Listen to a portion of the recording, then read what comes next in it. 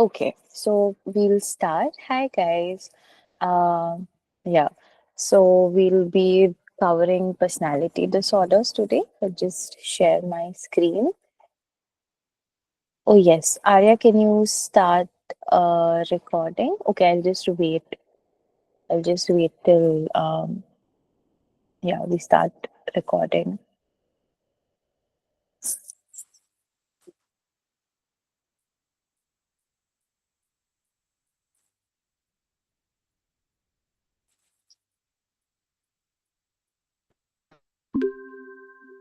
Okay, great. Thank you, Arya.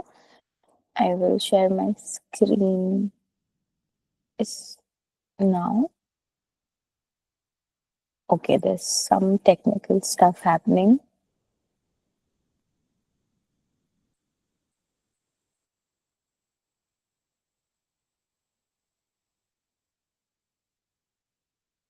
Sanjana, I'm not getting the option to share my screen. Yeah, I need permission. Okay, now I'm able to. Yeah, thank you. Yeah,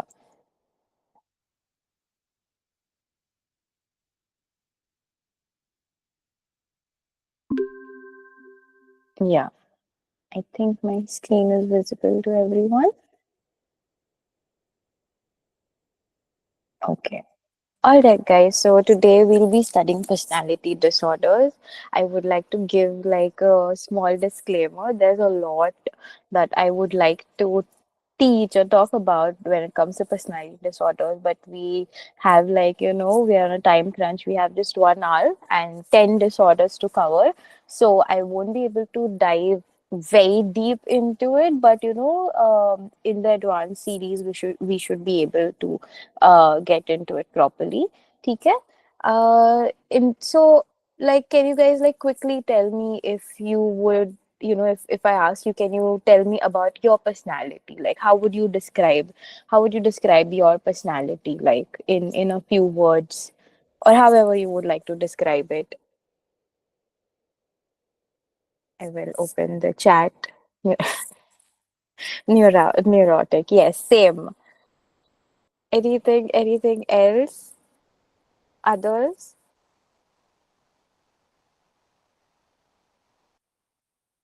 No one wants to tell me about their personality? Shy, introverted, Paresh Rawal from Garam Masala. All right. Yeah, so a lot of times, like, also neurotic. Yes, a lot of us are neurotic here. So when like the personality that each of us has, like some, like personality, right? Um, I mean, there are times where people say, "Oh, this person has no personality," but having no personality is also a personality, right? In layman terms.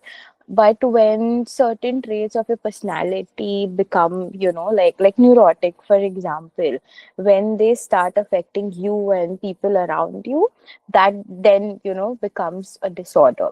And usually, like, let's say if you have clients coming to you and you might suspect like personality disorder, generally, like, there's only age limit rule for one of the personality disorders, that is anti social personality disorder. We will come to that.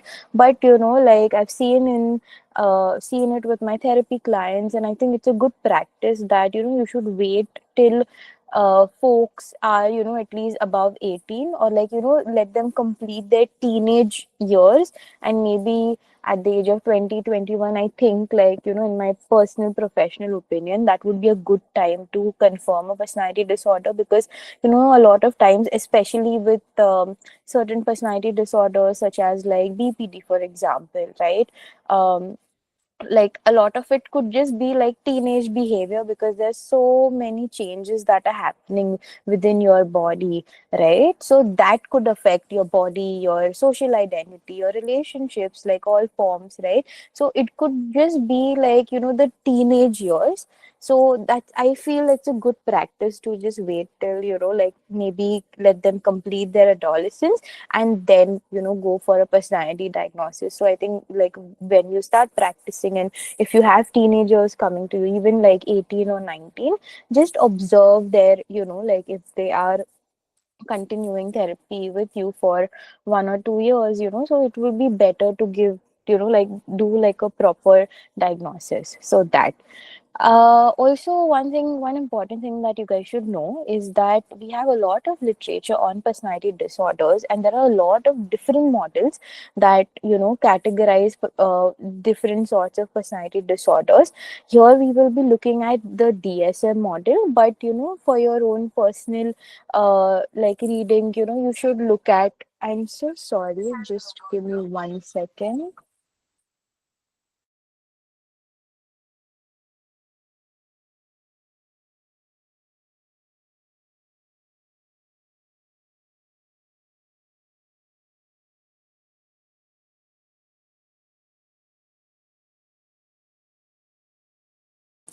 Yeah, so sorry, guys. My mom's phone is here.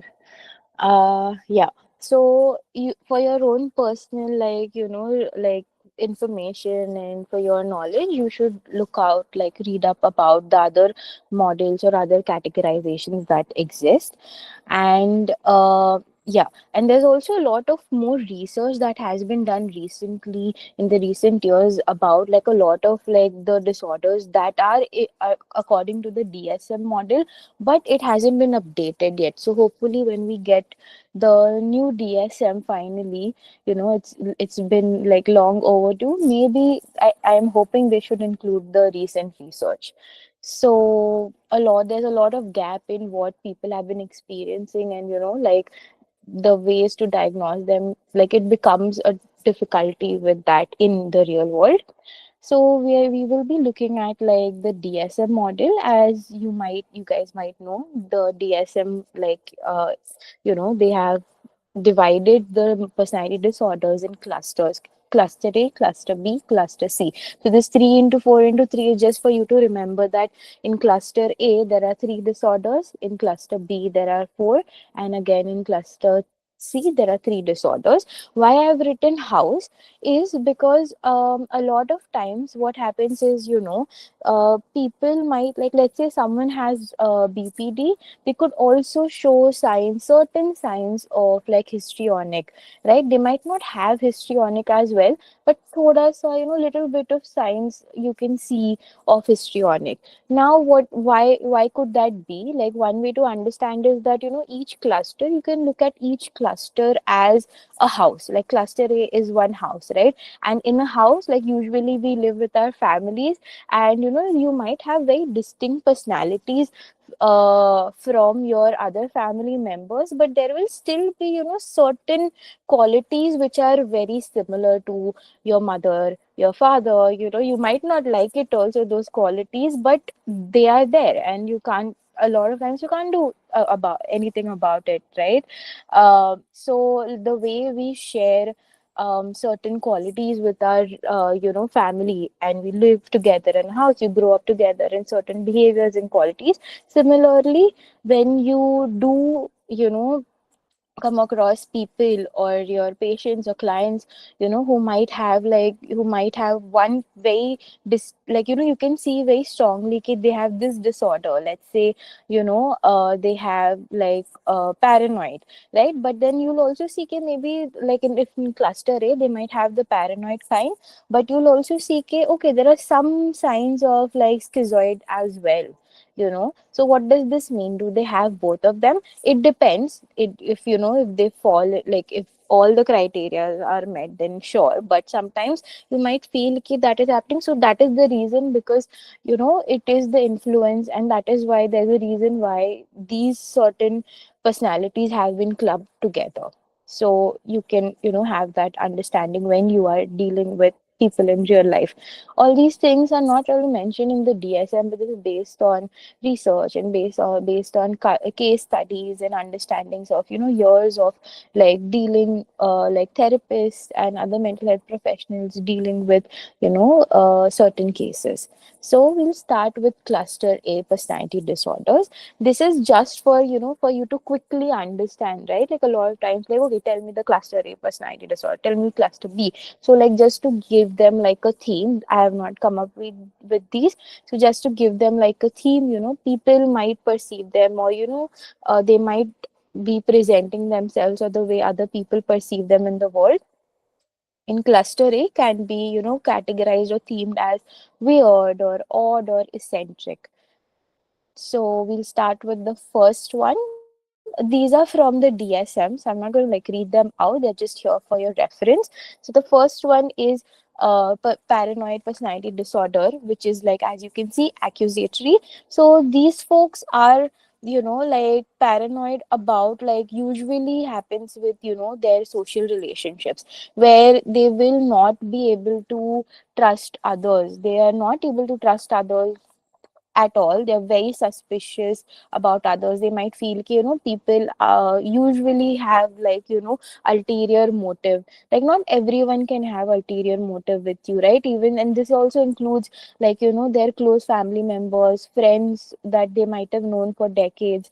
They'll still not be very like they might not be able to trust them, right? They might feel ki, oh, this person is maybe going to do some harm to me. Maybe they will, deceive me. Maybe they're talking behind my back, right? With regards to like romantic relationships, they might feel okay, oh, my partner is cheating on me, like they might be having affairs. And even though, see, there might not be real evidence for this, but they might still feel this way, right? So that is why like that paranoia about like generally about relationships with others, right? They will always feel that, and that is their major. So this is a personality disorder. So it's like, the first thing that you like, if I say, okay, how would you describe person A, then that becomes like the theme of their personality. So this is paranoid personality disorder. This is the theme of their personality, where they're always like, suspicious of other people, no matter like how close or, for how many years they've known, right? See, people who have trust issues, that could be because maybe a friend has, broken their trust, or a romantic partner has broken their trust. But then when they make new friends, or they're in a healthy relationship, over the time they build that trust, right? But for people with paranoid personality disorder, that will hardly ever happen, where, even if they're together for 10 years, 15 years, they will never build that trust. They'll always have that feeling ki, oh, what if this person is like, cheating on me, or they're talking behind my back, or maybe this person has some ulterior negative motives, for doing, they something they might do to me.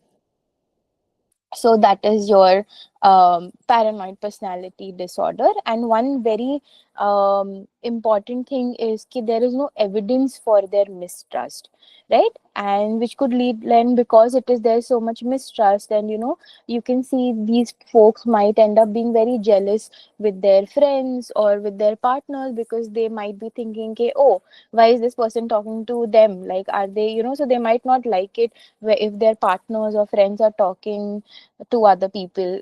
Could it devolve to psychosis? It can. It can. So cluster A personalities, the thing about cluster A is they're very close to schizophrenia, but less severe.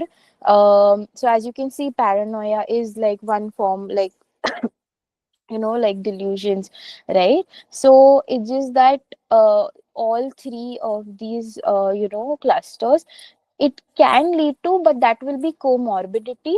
But just because they have paranoid personality disorder does not mean that it will lead to psychosis. It can, but it doesn't have to always be. And if it does, then that is a comorbidity, not like causation. Do they have awareness of the suspicion pattern? Depends. See, like with regard, that's a good question. Um, Again, like what we discussed yesterday, this is with regards to every disorder. The insight is like very subjective. some people might know, okay, yeah, I have a difficult time in, like trusting others. And so here metacognitively they know, okay, this is what's happening. I'm not able to, I struggle with trusting others. But then, the feeling is still there. They can't get rid of the feeling, right? So this happens with, like even with schizophrenia, where they're aware, okay, okay, like I'm seeing something, but I'm very much sure, like one of the things, like, for people with schizophrenia right now, like they can, like, there's this video you might have seen on Instagram, where a person has like a therapy dog, and if that person was having a hallucination, visual hallucination, and then, the dog is trained that way. So with the help of their dog, they figured, okay, there is no one there, right? So like they can be sure, they can have that insight in any disorder, okay, oh, this is happening. But the feeling or the thoughts cannot, they cannot control that. So even here, paranoid personality mean they can have insight, depends on the person to person. But they might, that feeling of, oh, maybe something is wrong, maybe I'm not feeling very like, confident or secure about it, right? They can't get rid of that feeling. So that is with regards to like any disorder. So yeah, this is your paranoid personality disorder. If you have any doubts, please do let me know. I'm trying to cover like all the 10 disorders. So I'll just go to the next one. We have schizoid disorder. As the name suggests, like schizoid, and the next one schizotypal, right? So these are very, as I said, the cluster A disorders are very close to schizophrenia. It's just that they're not as severe. But then, you see certain symptoms or certain signs are very, very similar, right? So here, schizoid personality, you can remember it with aloof. Okay, so this again here, people, I'll just move my cursor. So people who have schizoid personality, they prefer to be alone. Like this is by their choice. They do not like being with others. They are okay with having, with, like extreme solitude. That is what they prefer. This is by their choice. There is like lack of interest and detachment from like social relationships. They might feel like apathy. They might have very restricted emotional expression. So they might talk in a deadpan manner. There's a voluntarily social withdrawal. They will voluntarily isolate themselves. People who might be going through, for a lot of people, their coping mechanism is isolation, right? People, let's say someone who has an avoidant, a lot of times, some, people with avoidant or anxious avoidant relationship styles, right? They might tend to isolate, or because of like a lot of reasons why people might isolate themselves while going through a tough time. But even the ones who are isolating, it just they are, they feel difficult to open up, right? They struggle with, being vulnerable with others. But here they isolate because they like it. There is no underlying meaning, right? So that is a major differentiation you should remember. People who isolate, a lot of us isolate while going through a tough time. But at the end of the day, we are just scared that, what if the other person doesn't understand, or what if they judge me, or, like it's very difficult to talk about my feelings, it's very difficult to be vulnerable, right? So that is why, or like, I have been abandoned earlier, or I have been invalidated earlier, so that is why I will isolate myself. But here, schizoid personality disorder, they like to be isolated, and there is no underlying need or desire for a human connection. They would want to be isolated. They are like, quite happy with that. And they would be like quiet. They will not like socializing with others, reclusive behavior, right? And all of this is what they prefer. This is not because of any other reason. This is their preference. I want to be away from, like, people. I don't want to socialize. I want to just live alone in solitude. So of course these folks might not have like close friends or families. Like, of course they might, like, their families might try to talk to them, but that's not something that they would just like to be. uh yeah. So yes, Unnati, correct. So this was planned for, like, when we do learn this in the advanced series, we'll also look at how a lot of these traits, like we'll do a differential diagnosis in detail. Like a lot of these things also sound very similar to someone who's autistic, right? But then how do we differentiate? We'll look at it later. That's a very good point you brought up. Okay, with and prefer isolation. That's a really good thought. Yes, like, humans require connection to be happy, or the quote which is like, man is a social animal, right? So here the definition of disorders, that it is away from the norm, because the norm is like, usually, like, norm, don't think about it as normal, but like, the bell curve where majority of the people on average, we all like, or we would want social connection, human connection. So these folks fall under, like, on the extreme side, where they do not want that connection. So that is why away from the norm, this classifies as a disorder. Yeah. So we'll move on to schizotypal personality disorder. So again, like, very related to schizophrenia. And then you can see, in families, if there are certain family members who have schizophrenia, so their relatives, close relatives, they, if they might not develop schizophrenia, but they could develop like one of these personality disorders. So one second, I know the font is small. I'll just, yeah. It's okay. This is from the DSM. You can get it. Just, pay attention to what I'm saying. So, schizotypal, here, one of the famous examples that is used to, describe schizotypal personality is, if you guys have watched Harry Potter, I am not a Potterhead, so I don't remember the name, but there is this one professor who, makes Harry drink this tea, and then, after drinking the tea, there is like whatever remains, and then she predicts the future or something like that. So, like that character is a good representation to just understand schizotypal personality disorder, because these folks are quite eccentric, right? And okay, yes, thank you, Arpita. They can be very awkward, right? Like the way they have, like, they're perceived as odd, eccentric. Their thoughts and behaviors are quite eccentric. The way they dress will be very, not what you would usually see people wearing, like, it might, like, if you remember, you can just Google the professor's name. Arpita has typed. I have no idea how to pronounce her name, so you can just Google it and see the way, like, you just see how she's dressed, and okay, okay, yeah, you know that is what eccentric personality means. Like, one example of eccentricism, ठीक है, they will have magical thinking, where they might feel कि, oh, if I do this, then this happens, right? Like, oh, if I let's say, I walk on the left side of the road, right, then that is why, like, it started raining today.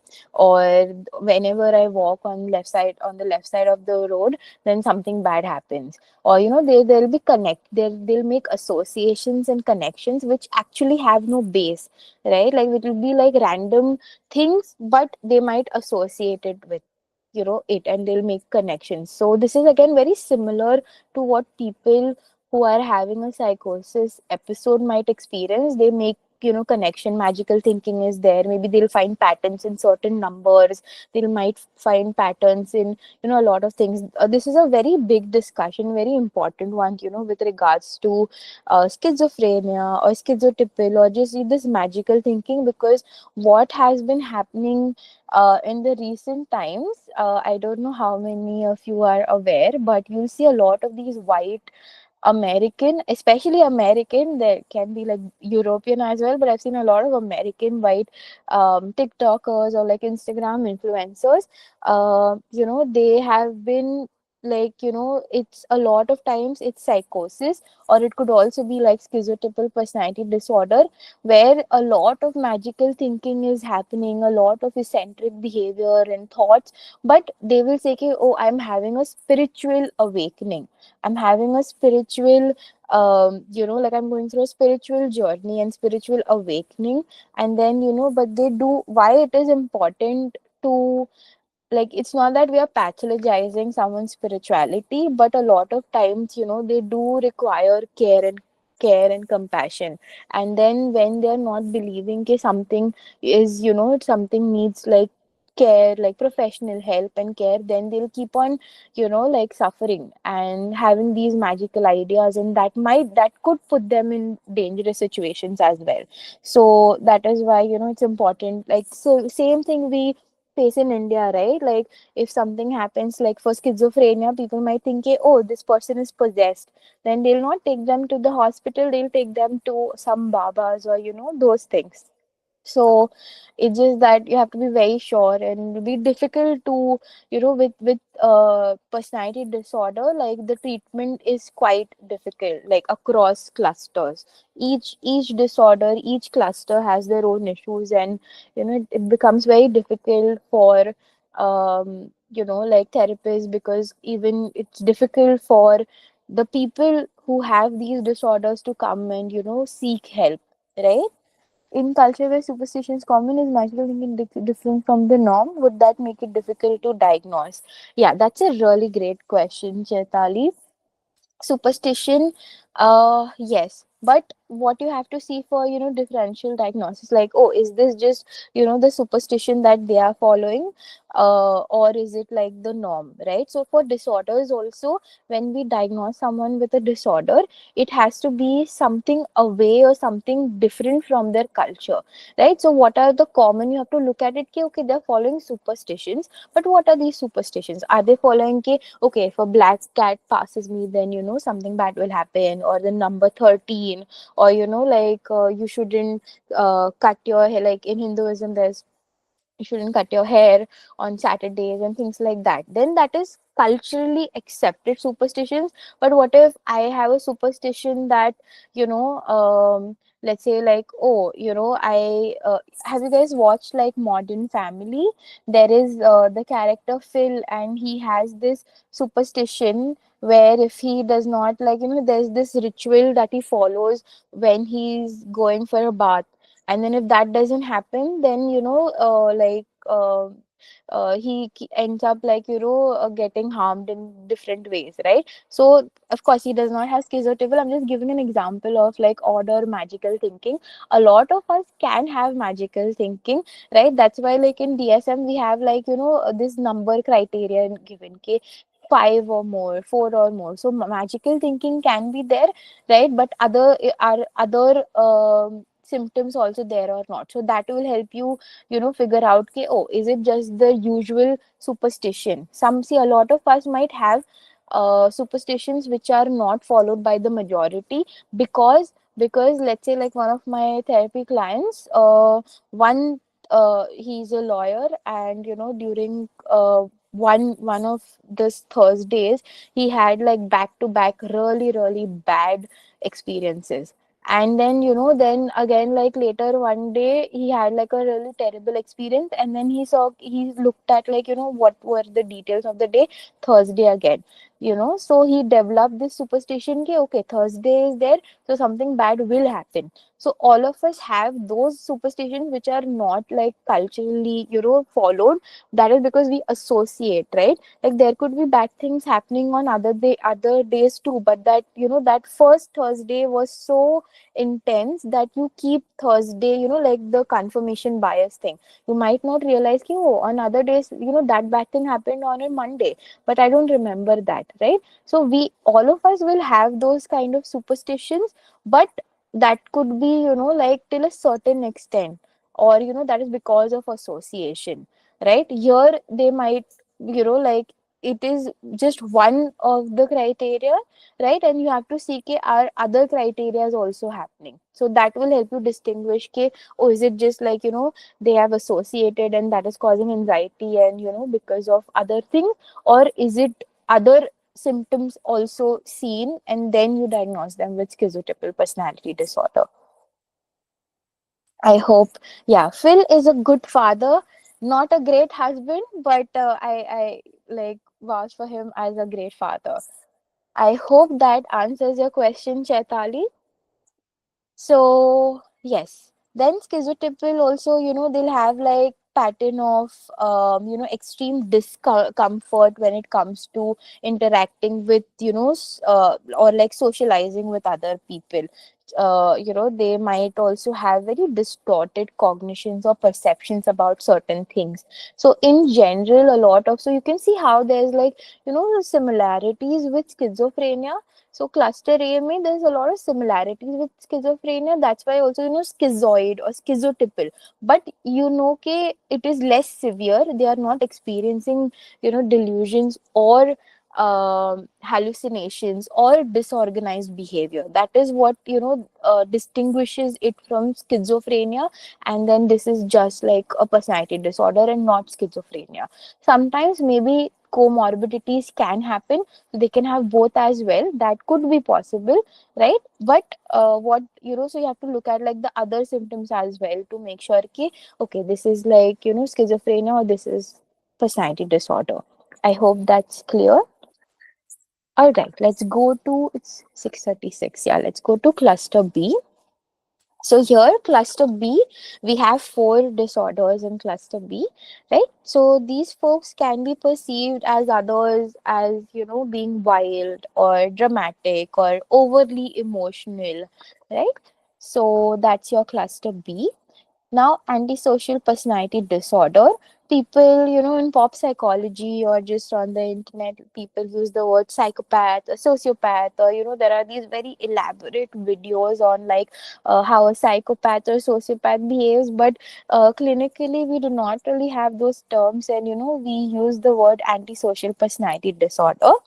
The name is antisocial, but that does not mean ke, they are like schizoid personality disorder where they do not like socializing, or like schizotypal where they have like experience awkwardness or extreme discomfort in socializing. Antisocial, here you have to think of social as social guilt or like social morale, where like you might experience like some form of guilt for your society, or like your social group. So think about social here as that, and not your antisocial. Oh, a lot of like in pop culture, or like you'll have these serials, or even a lot of people use the word, oh, I'm antisocial, when they are just like introverted, right? But that, do not confuse that antisocial with antisocial here in this antisocial personality disorder. That is with regards to like the societal values that are there. But that doesn't always mean that every person who has antisocial personality disorder will be a criminal, right? You can go on Reddit, and there are threads or whatever they are called, like communities, where people who have this disorder describe and talk about their experiences. In Thane Mental Hospital, we did have a person who had like antisocial personality disorder, and two of my classmates just got really scared because they had this stigma which a lot of people have, even professionals, which is very sad, right? And they did not want to interact with him. The reason he was admitted there was because of his alcohol dependency, which is again very common with antisocial personality disorder. Statistically, the comorbidity for substance dependency is very high, right? So, and there is a lot of stigma with regards to antisocial personality disorder, because there is a correlation and there is over representation of antisocial personality disorder in like prisoners. But not every person who has antisocial personality disorder will be a criminal or will commit a crime or will be like the next Ted Bundy or things like that, right? So what is antisocial personality disorder? These folks, like can be like, again, antisocial. We might think, oh, they might not know how to interact and all of that. No, but a lot of them can be very charming, and they'll use their charm to manipulate others. That can happen, not everyone will, but that can happen. ठीक है. They'll have disregard for like any violation of rights of others, right? That can be a possibility. They will have like lack of empathy. Okay, it's okay to not be okay. I have not watched this K drama, but you guys can like watch it and understand how this, if it's a good representation. So they might not lack empathy. So let's say कि, uh, again same with what we had discussed for like autism, where some autistic folks might experience lack or like very less empathy. But then again, even if I don't feel empathy, I can know कि, okay, this behavior leads to this and this will hurt them, right? So this cannot be used as a shield to harm others.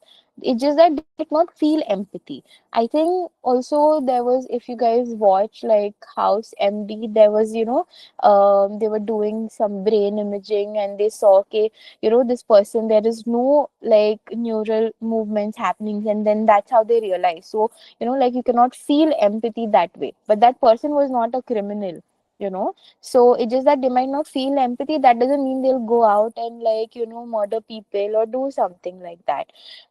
They might also have like bloated self image where they might yeah. Psychopath episode House MD. Yeah, I've not watched that either, but I've just watched that clip and that was nice. Yeah, they might act in impulsive behaviors, right? They might end up breaking rules or laws because there's a lack of like this sense of morality. That's why like antisocial, so anti-society, right? So that is why they could act in such manners where they could break rules or laws, you know. It could also like they might not be able to understand like social cues, or like they might use it to be manipulative. A lot of times they are like they have criminal records, right? And for a diagnosis of this, so very important to get a diagnosis of antisocial personality disorder according to the DSM. The individual has to be 18 years of age, and they should have history of conduct disorder which has started before the age of 15, right? So conduct disorder, we will learn about it later, but some of the symptoms or criteria for conduct disorder is bullying others, causing harm to humans or like animals, right? So these signs have to, like, conduct disorder has to be there. I think one great example of anti personality disorder where the person happens to be a criminal is Rani Mukherjee's movie Mardani. I think that's the name, where the villain character goes on like raping and murdering women. So they have done like a wonderful job of psychologically, backed representation of anti personality disorder, where they have shown the childhood like experiences of that character, and conduct, you can see conduct disorder as well there. And then like and then he develops antisocial personality disorder in adulthood. No, conduct disorder only, not ODD. And ODD, yeah, we will discuss, like, there is like a lot of racial history with ODD as well. But conduct disorder, I know like ODD comes under like conduct disorders in DSM, but here they are referring to the very particular conduct disorder. ठीक है. I will go. I hope that answers your question, Tushar. Even the series Jeffrey Dahmer depicts antisocial personality. Yeah, but Jeffrey Dahmer, like, yes, I have no idea if they've shown like the correct. I don't watch all these very heavy, traumatic um series. So I'm not, or I don't watch things in general, so I'm not aware how good they've represented it. But I will take your word for it, Unnati. Next is borderline personality disorder. So here, like, they can have like major abrupt mood swings, change in feelings, and they can be very abrupt. Like, maybe this hour they were feeling happy, and something could be triggered, and then they get sad or angry. There is a lot of like major abandonment issues, right? Because of which, and then that manifests in a lot of different ways, where they will go to like can go to extreme lengths to not be abandoned by maybe their parents or their friends or significant others, right? So the major abandonment issues is like a very important significant theme in borderline personality disorder. There can be difficulties with self image or like self identity, where they might not feel okay, okay, my this is who I am, because there's abrupt mood swings and feelings, right? So you can see like how to identify, like you'll see maybe within few months or after a short time of periods, they might change a lot of the way their personal clothing style or their hair color, they might keep on changing that, because they might not feel like themselves in that whatever style they've chosen, right? So there might be a lot of changes in physical appearance again and again, like usually like maybe in a month, every month, or like every few months, right? So those things. Then they can like experience like a lot of, they might, there is a high uh, probability of like self harm and suicidal tendencies as well. And sometimes these folks can also use like self mutilation or self harm to avoid abandonment from their like whoever. So there's this term which is used in like literature, uh, coming from like clients. It is not mentioned anywhere like in DSM or ICT, but there's the concept of favorite person.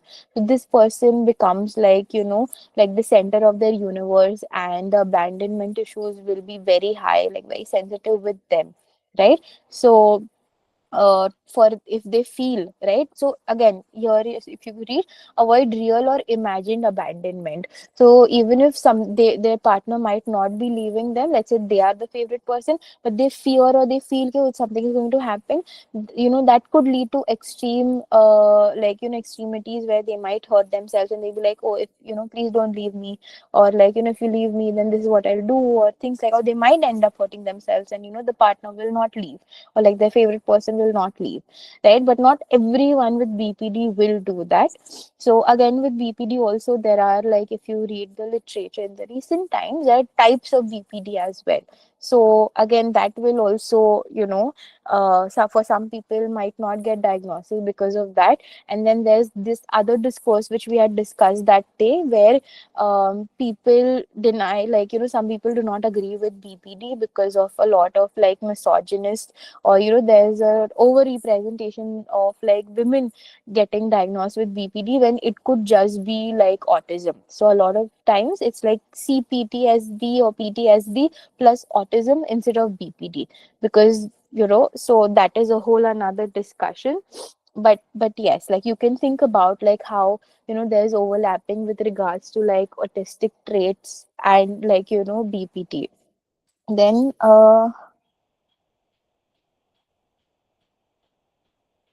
between the two, no, it so self harm, see, self mutilation is like you are changing or like you're doing something to your body, and self harm can be done in different ways. It is not limited to like physical self harm, right? Like for example, they might know, okay, oh, going to a stranger's place, like this man just asked me out, I don't know, and they're having maybe certain an episode, and like they might act impulsively, and they might go and meet this person, and then that person could be of danger because it's a stranger, right? So self harm is not related, like it's not limited to physical harm only.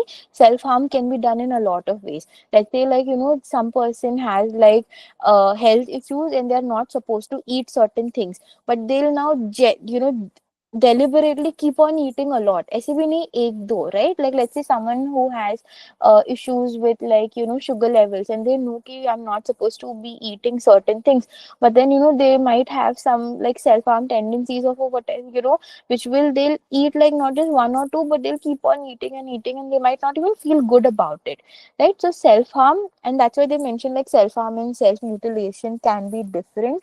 Yes, yes. And mutilation is about, like, what I do to my body, and self harm can extend to other behaviors which might not be related to physically harming myself, as like cutting or burning or things like that, or banging my head. It can be psychological self harm as well. I hope that clears your doubt. Then yeah.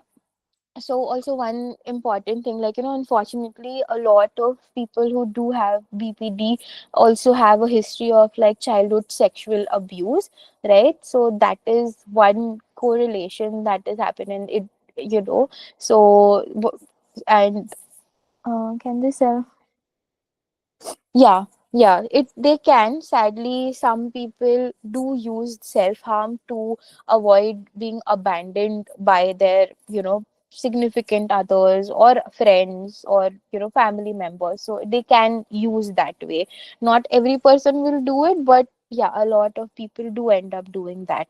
Then there is, like, another important symptom is chronic feelings of emptiness. There's just this numb or like emptiness feeling which is always there in the background, or sometimes they might feel it very like actively feel it, and that is always like chronic feeling, so like for a really long time, right? Then there is a lot of times some of them can also experience intense inappropriate anger. There have been, like, there's this one case where this person has even ended up hurting her own parents, where, like physically hitting her own parents in anger. And it was, of course, inappropriate anger, where, there's no reason, or like, reaction is a lot like disproportionate to something that might have happened, right? So that not everyone will have that, because we know like the combinations and permutations can be different, but this is one of the symptoms. Then we have transient or stress related paranoid ideation or severe dissociative symptoms. So, like these folks can experience psychosis, but this happens. So, what does transient mean? When it is not like, as schizophrenia, where it will happen more on a regular basis. When the stress level, let's say the stress level that a person can experience is, let's say, 50% is the usual daily basis pay they can experience. But when it goes beyond like 80, 100, or like something which is very much like more than what they usually can handle, then they might experience like psychosis or dissociation. So this is one feature, like another important feature of BPD. Yeah, let's move to the third of, like, in cluster B, histrionic personality disorder. Yeah. So here, like people with histrionic, can be, they would like to be the center of attention. If they are not the center of attention, then they will act in that manner. They might dress in certain manner, or they will behave in certain manner, or they'll talk in a certain manner, where they have to be like, center of attention. They would want attention from others, and like a lot of it, like excessive amounts, and they might also experience excessive emotions. So again, very similar to BPD. So when we say house and clusters, so like, they might feel emotions and express it, like similarly. Here you can read displays rapidly shifting and shallow expressions of emotion. So like rapidly shifting, again same as BPD, where there can be abrupt changes of emotions, right? But to distinguish, of course, there are very clear symptom distinguishing or dress in sexually inappropriate manner, right? And they will have difficulties in forming and maintaining long lasting relationships or meaningful relationships. They might have like difficulties in perception, like they might consider a relationship to be more intimate than what the material reality of that relationship is. The way they talk, right, will be very, again, because what is very important for histrionic personality disorder folks with this disorder is that they want attention. They want like people to, give them attention, or they want to be the center of attention. So as I mentioned earlier, they'll talk in a certain manner. So of course the way of talking will be in a manner which will be, like like, being very dramatic or theatrical, where, or exaggerated expressions of emotions, where people will, like, cannot help but look at this person or give them attention, or the way, they are acting. So that is histrionic personality disorder. A lot of times, like, people use Marilyn Monroe for it, but I just think they're just being very sexist, like, just, I don't know. I don't agree with the histrionic personality disorder for Marilyn Monroe, but her example is used a lot. Anyway, moving to the next one, narcissistic personality disorder. So here, as the word suggests, like narcissism, there is like a lot of grandiosity. They feel superior to others, inflated sense of ego. They feel entitlement about like others. There is this expectations from others, entitled to their time, to their, like behaviors, or, like, oh, they should be doing this for me. There is this need for admiration. 1 second, I'll just read this comment. Correct, correct. That is correct. Uh, what Paru said is correct. Like, it is not always guilt tripping. That's why I said that some people might do it to avoid abandonment, but it's not always like they're doing it that way. Self harm is used as a coping mechanism by a lot of folks, and even people with BPD can, use self harm to cope with things. So, of course, but that it's not to say that there are some people who do uh might end up using it in a way to just uh avoid like abandonment. It's just that we have to consider the experiences of the people who is at the receiving end as well. We are not denying the pain and the immense amount of pain that folks with BPD experience. Like, I agree with Paru, but sometimes, because of, so we are not doing like a judgment of like people who do have BPD and they are manipulative.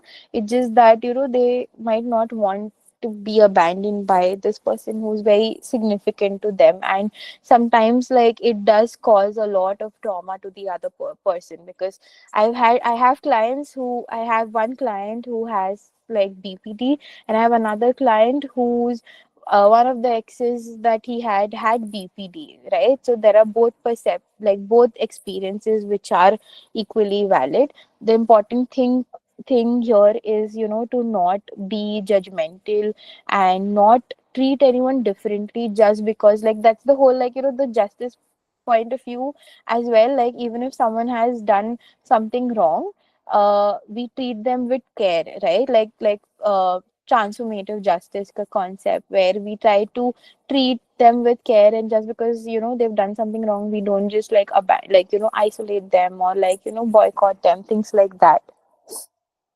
So we can have like a bigger discussion on this, but one important thing to know is that, even if they might have done it to manipulate, it actually does come under manipulation, sort, like, sometimes, not always, depending on the reason.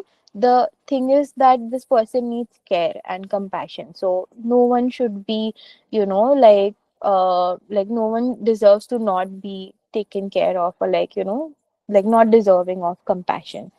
Yeah, so moving on to like, narcissistic personality disorder, continuing with that. One important thing here is, they might have this superiority or grandiosity, or, inflated ego. But one very crucial thing is that internally there is this immense lack of like self esteem, or there is immense inferiority that they feel. and then the behaviors or the thoughts that they display is kind of like, overcompensating for that inferiority. So these folks might actually be quite insecure, but to overcompensate for that, they will act in, very superior manner. So they will end up exploiting others. They will, they will have maybe lack of, empathy for others. They might criticize others often, so all of these. But a lot of times, most, like, they will have like very lowest self-esteem for that. And a lot of cases do show, okay, people who do have narcissistic personality disorders end up having partners who have BPD. So, and then it is very like that, it becomes very dangerous for the person who has BPD, but they are more vulnerable to uh, people, like, to being partnered with folks who have narcissistic personality disorder, like talking about like real life situations, and experiences where, a lot of people with BPD end up being partnered with narcissistic personality disorder folks, and then that adds to the trauma that they've already experienced. I will, yeah, it's 7. I'll just like quickly, complete. Yeah, this also, there has been there in the recent years, there's a lot of discourse on like narcissistic abuse, where one part of, the population is saying, okay, oh, it's the personality disorder and it's not them. But then there's another part of, the population which is saying, okay, yeah, but like that doesn't excuse them of the harm that they've caused, right? So it's a interesting debate. If you can read up about it and have your own opinions, like that would be great.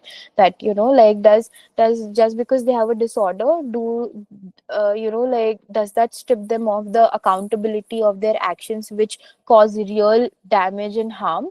Because people who have, like, experienced narcissistic abuse, like, it adds to a lot, like the damage that is done is immense, so it will just invalidate the damage that, they have received from the person who has narcissistic personality disorder.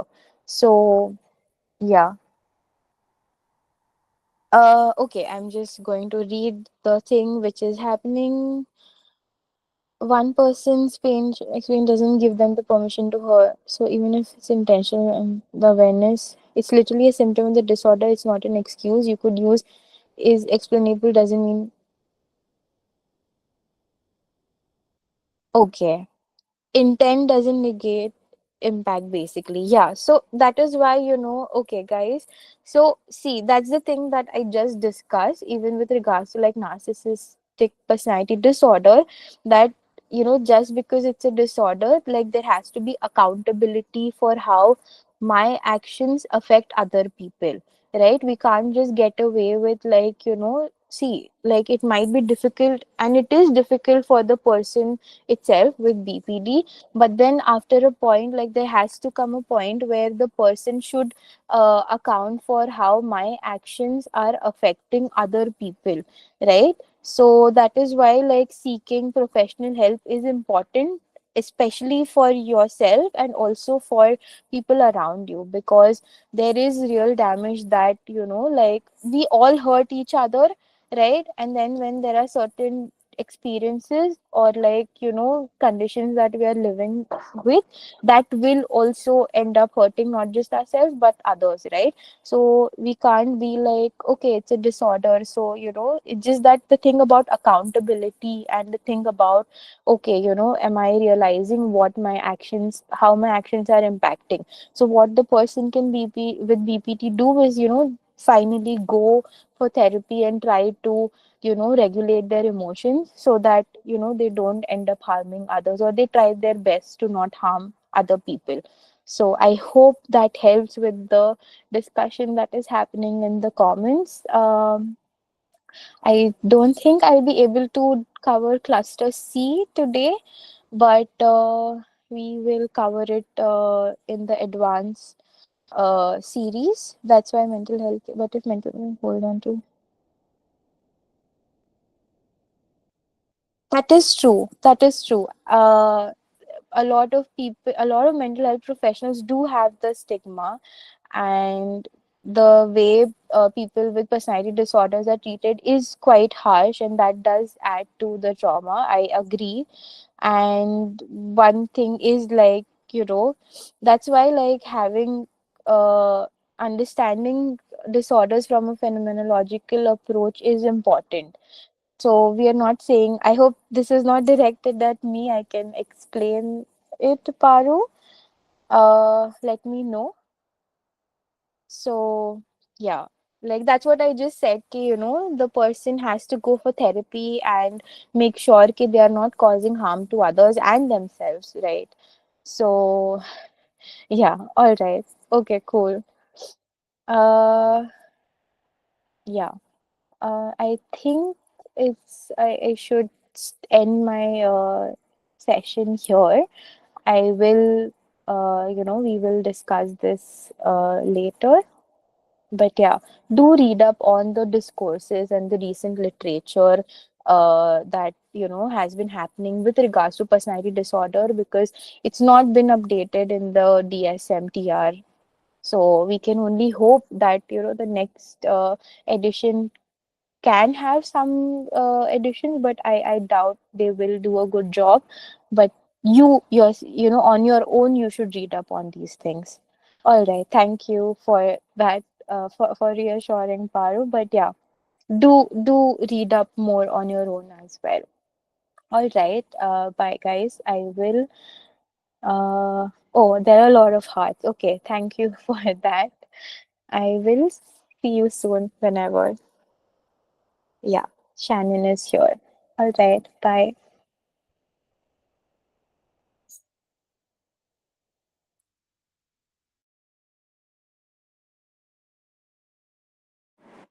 Hello, people. Um, Sanjana, you can stop streaming, and whoever's recording also can stop recording.